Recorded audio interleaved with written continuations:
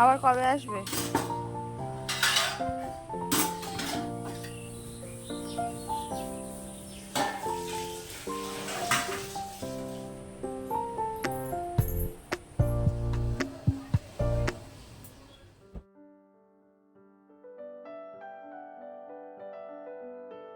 Good morning সবাইকে। কেমন আছো তোমরা সবাই? আশা করছি তোমরা সকলে খুব ভালো আছো। আমরাও কিন্তু বেশ ভালো আছি। আজকে একটা নতুন ব্লগ, নতুন দিন তোমাদেরকে সাথে নিয়ে আজকের ব্লগটা স্টার্ট করছি। আই হোপ তোমাদের ভালো লাগবে। সম্পূর্ণ আমার সাথে থাকার অনুরোধ জানাচ্ছি। সকাল সকাল বাসন মাজতে চলে এসেছি। এই 2 দিন হচ্ছে বাসনগুলো মেজে রাখা হচ্ছে না, ওই জন্য বাসন মাজা থেকেই শুরু করছি দিনটা।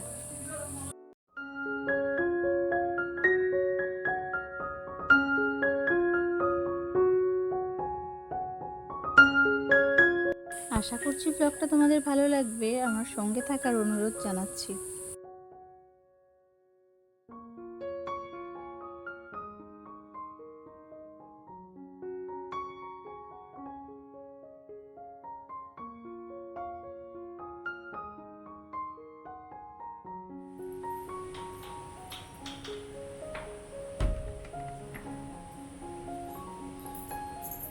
থালা বাসনগুলো মেজে জল ঝরাতে দিয়ে দিলাম, আর এবারে চলে যাচ্ছি গ্যাসটা পরিষ্কার করতে।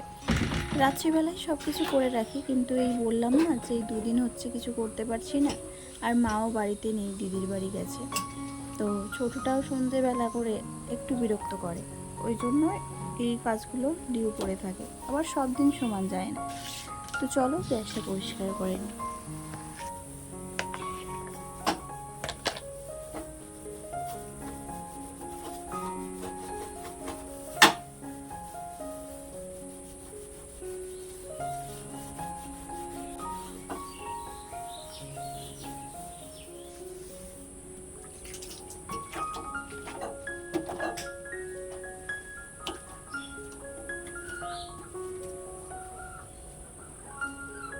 যদিও বাসন মাজা জালি দিয়ে গ্যাস পরিষ্কার করা যায় না, তাও আমি বাসন মাজা জালি দিয়েই গ্যাস পরিষ্কার করছি। কি হয়েছে বলো তো, এই জালিটায় না অতটাও ধার নেই যে গ্যাসে স্ক্র্যাচ পড়ে যাবে। ওই জন্য আমি এই জালিটা দিয়েই গ্যাস পরিষ্কার করি, আর ভালো পরিষ্কারও হয় স্ক্র্যাচ ছাড়াই। তো চলো, আমি এইভাবেই কিন্তু গ্যাসটা পরিষ্কার করি, সেটাই তোমাদের সাথে আজকে শেয়ার করলাম। আর তোমরা কে কে এইরকম করে গ্যাস পরিষ্কার করো আমাকে কিন্তু অবশ্যই জানাবে।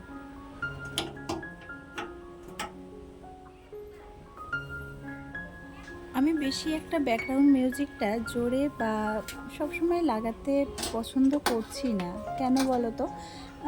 আমাদের ধরো গ্রামে বাস করি আমরা, আমাদের যে প্রকৃতির একটা সুন্দর একটা আবহাওয়া আছে না, যে পাখির একটা ডাক আছে, মোরগ ডাকছে, এই গাছগাছালি মানে হাওয়া হচ্ছে, এই যে একটা সুন্দর একটা কি বলবো, মনোরম একটা ব্যাপার আছে, সেগুলোই তোমাদের সাথে তুলে ধরার চেষ্টা করছি।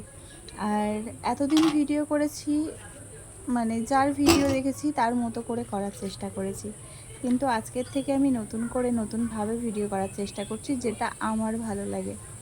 আর কারোর মতো নয়, নিজের মতো করে নিজে ভিডিও করব। কাউকে দেখে শিখবো, এটা কাউকে দেখে শেখা কি বলো তো? কেউ কিন্তু কারোর মতো হতে পারে না, যে যেমন সে তেমনই থাকে। এবার তার আদব কায়দাটা হয়তো 2 দিন কি 3 দিন বা 1 সপ্তাহ 1 মাস এইভাবে কপি করা যায়, কিন্তু তার পুরো জীবনটা কিন্তু কপি করা যায় না। ওই জন্য ভাবলাম যে ভিডিওতে ভয়েসটা কিন্তু মেন নয়।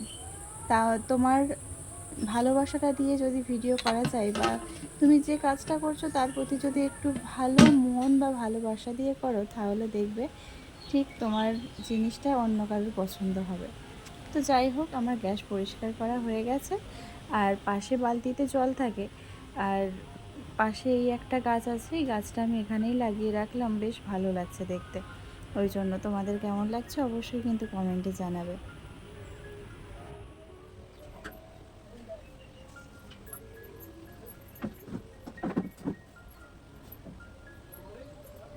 চলো, আমার ওদিকের কাজ তো কমপ্লিট হয়ে গেছে। এখন যে জামা কাপড়গুলো কেচে দিয়েছিলাম সকালে, সেই জামা কাপড়গুলোই তুলে ভাঁজ করে নেব। আর যখনের কাজ তখনই করতে ভালোবাসি, এই সব কথাগুলো না প্রত্যেক দিন বলে বলে যেন একটা বোরিং ভাব এসে গেছে। ওই জন্য ভেবে নিয়েছি যে এখন ভিডিও করব, মানুষ যাতে বুঝতে পারে যে আমি কি বলতে চাইছি, মুখে আর কিছু বলবো না।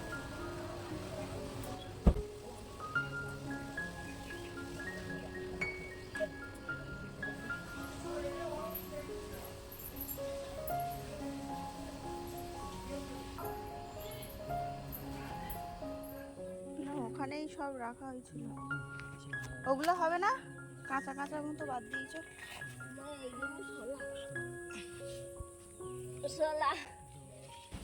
এই রকম ফেলে দেওয়া জিনিস দিয়ে যে টাকা পয়সা ইনকাম করা যায় সেটা আজকে আমি বুঝতে পারলাম। আর আমরা আম খাই, আম খেয়ে আঁটিগুলো ফেলে দিই, সেই আঁটিগুলোও কিন্তু বিক্রি হয়। দেখো এই দাদুটা এসছে আঁটি নিতে, আর 100 পিস আঁটির দাম হচ্ছে 25 টাকা। আর আমাদের প্রায় অনেকটাই হয়েছিল। আর আমাদের এখানে না আম যখন আসে, যখন একটু বড় হয় আচার বানানোর মতো, তখনও আম বিক্রি করলে ওই রকম 2.5 টাকা 3 টাকা করে কেজি দেয়। তো অনেক মানে বাগানে আবার যদি কবে হেঁটে আসবে? বেড়াও তাহলে দেখবে এই রকম বস্তার 1 বস্তা করে আম পাবে। আর এই রকম অনেক বাচ্চারাও কুড়িয়ে নিয়ে এসে তাদের খাবার খাওয়ার জন্য পয়সা রেখে দেয়। আর এদিকে দেখো বড়দিও কিছু আটি কুড়িয়েছে, কিন্তু ওর আমগুলো না পচা আম টাম সব একসাথে রেখে দিয়েছিল, যার জন্য আটিতে পোকা হয়ে গেছে আর কেমন একটা হয়ে গেছে। তো যাই হোক, আজকের ভিডিওটা আমি এখানেই শেষ করলাম। আর এর পরের ভিডিওটা আসছে ঠিক কালকে। অবশ্যই আমার সঙ্গে থেকো, আর কেমন লাগলো অবশ্যই কিন্তু কমেন্টে জানাবে। আজকের মতো টাটা।